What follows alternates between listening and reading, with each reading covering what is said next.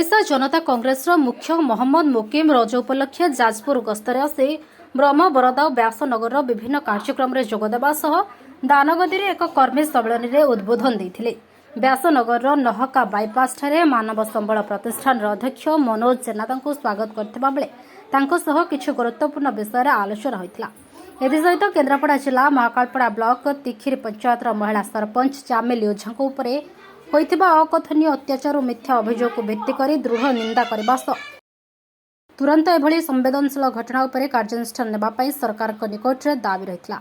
एसहित ए विषय रे एचआरसी अध्यक्ष मनोज जेना मध्य एनएचआरसी द्वारस्थ हेबा सह घटना संपर्क रे प्रतिक्रिया रखिथिले। जने सहयोगी विजय बाबूंकर देहांत होइतिला। आमे बरमबदा जाइथिलु तन घर को सेठू एठी आसी पहुंचीचु। मनोज बाबूंकर निमंत्रण क्रमे सांगठनिक विषय आलोचना करी एठू जाऊछु। आमे दानगदी सुकिंदा सिटी एक दलीय कार्यक्रम अच्छी तापर आमे जीवु एठी आनंदपुर सांस्कृतिक कार्यक्रम योगदान करूँ। तेणु राजनीतिक व्यक्ति जुआड़े गले राजनीति हुए तेणु राजनीतिक आलोचना करी आमे आगु को बढ़ुचु। किछि नाही सारा दुनिया देखुची कोपरी भाबरे ये सरकार रे सरकारी ऑफिसर माने तांकर मनमानी एपरी करछोंदी। जणे इलेक्टेड रिप्रेजेंटेटिव ये लोकंकर प्रतिनिधि ताकू मध्य स्पेयर करू नाहंती। सर्व सम्मुखरे ता ऊपर आक्रमण करिवा, जोर जबरदस्त ताकू उठै नबा, तार फ्रीडम को बाधा देबा एवं मिथ्या केस से ताकू अरेस्ट करी जेल पठै से देह खराब हेतु तथापि तांको मेडिकल को उठे आनी एसडीजीएम रे फॉरवर्ड करिवा ताहा निश्चित रूपे निंदनीय घटना।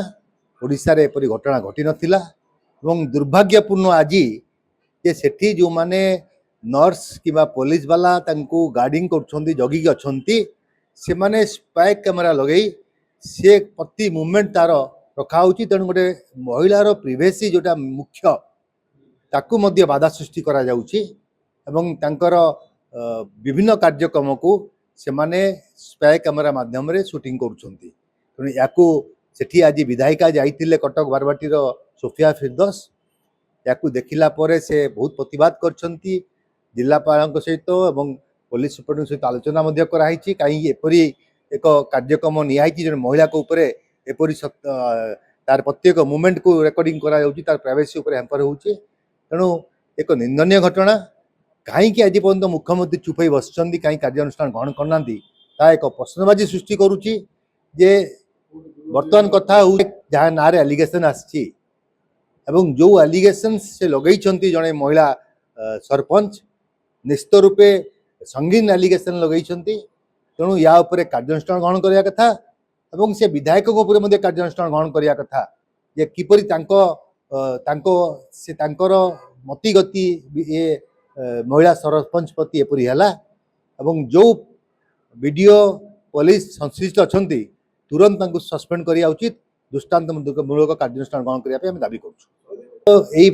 जो विभिन्न कार्यक्रम को नहीं कवि सूर्यनगर नहीं सीजीमाड़ी नहीं भुवनेश्वर बालियंतार सौम्य हत्याकांड नहीं एटी सुशांत को जो भाव में थाना रे 3rd डिग्री कराला ये सबू को नहीं विगत 3 दिन तले आम पुलिस महानिर्देशक कार्यालय गरौ करूँ।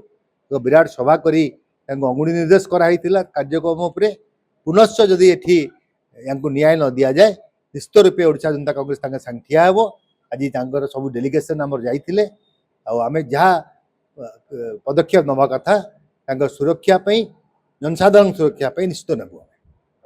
देखो गत किछि दिन तले जो महाकालपड़ार जो तिखिरी सरपंच चामेली ओझा जहाँ को लेकिन चर्चा चलती चर्चा ये कि जो 3rd डिग्री करा जायछि पुलिस द्वारा वीडियो को द्वारा एवं विभिन्न जो माने शासक दलर जो मानकर विभिन्न गुंडा द्वारा जो कराई सेटा होची अत्यंत निंदनीय। एटा होची गोटे प्रकार जहाँ कहती माने भाउलेसन एवं जहाँ को लेकिन मु national human rights commission case आज फाइल करथिली।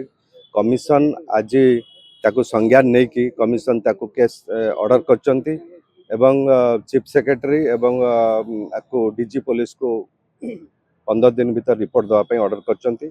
ଏବଂ ଏଇଟା ହେଉଛି ଅତ୍ୟନ୍ତ ସାଂଘାତିକ ଘଟଣା କି ଯୋଉଠି ଗୋଟେ ଇଲେକ୍ଟେଡ୍ ସରପଞ୍ଚ ସିଏ ତାର କାମ ନେଇକି ବିଡ଼ିଓ ପାଖକୁ ଯାଉଛି, ସେଠି ତାକୁ ଇନସଲ୍ଟ କରାହେଉଛି ଏବଂ ତାକୁ ବିଭିନ୍ନ ପ୍ରକାର ଶାସକ ଦଳର ଯେଉଁମାନେ ବିଭିନ୍ନ ସ୍ତରର ଯେଉଁମାନେ ଏଲିମେଣ୍ଟସ୍ ଅଛନ୍ତି ସେମାନେ ତାକୁ ହ୍ୟାକେଲ୍ କରୁଛନ୍ତି, ତା ମୋବାଇଲ ଫୋନକୁ ଛଡ଼େଇ ନିଆଯାଉଛି ଏବଂ ସିଏ ଯେତେବେଳେ ପଚାରୁଛି ମୁଁ କ'ଣ ପାଇଁ ଆରେଷ୍ଟ ହେବି ହେଉଛି, ତାକୁ ଆମର ଯେଉଁ ଆରେଷ୍ଟ ଗାଇଡ଼ଲାଇନ୍ସ ଅଛି, ଆରେଷ୍ଟ ଗାଇଡ଼ଲାଇନ୍ସ ସେଠି ଫଲୋ କରାଯାଉନି, ତାକୁ ତାର ମେମୋ ଅଫ୍ ଆରେଷ୍ଟ ତାକୁ ମାଗୁଛନ୍ତି, ମେମୋ ଅଫ୍ ଆରେଷ୍ଟ ବା ରିଜିନ୍ ଅଫ୍ ଆରେଷ୍ଟ ତାକୁ କୁହାଯାଉନି କିମ୍ବା ତାର ହେଉଛି ଯେଉଁ କଷ୍ଟୋଡ଼ିଆଲ ଯେଉଁ ତାକୁ ନେଇକି ହସ୍ପିଟାଲରେ ରଖିଲେ ତାର କଣ୍ଡିସନ୍ ଅତି ସିରିୟସ୍, ଯେଉଁ କଣ୍ଡିସନ୍ ସିରିୟସ୍ରେ ତାକୁ ଟ୍ରିଟମେଣ୍ଟ କରିବା କଥା, ସେ କୌଣସି କ୍ରିମିନାଲ ନୁହେଁ, ସେ ହେଉଛି ଗୋଟେ ଇଲେକ୍ଟେଡ୍ ସରପଞ୍ଚ ଏବଂ ତାକୁ ମାନେ ତାର ସ୍ୱାସ୍ଥ୍ୟ ଅବସ୍ଥା ଭଲ ହେଇନି କିନ୍ତୁ ତାପରେ ତାକୁ ଜେଲ୍ ପଠାଇବା ପାଇଁ ଯେଉଁ ବ୍ୟବସ୍ଥା କରାହେଉଛି ଇଏ ହେଉଛି